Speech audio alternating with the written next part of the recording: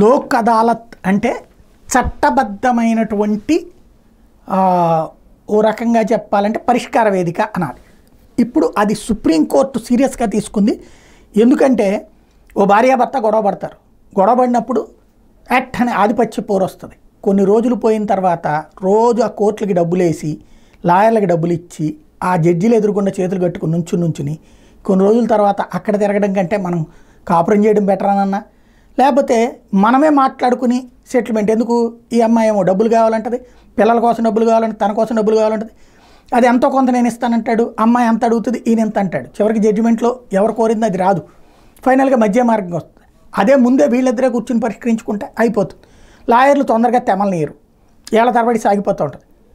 అట్లాగే తెముల్చుకుందాం అనుకుంటే కోర్టులో లోక్ అదాలత్ల ద్వారా పరిష్కరించుకోవాలి. అట్లాగే భూముల వివాదం ఇద్దరి మధ్యన 4 గజాలు 10 గజాల దగ్గర గొడవ వస్తుంది.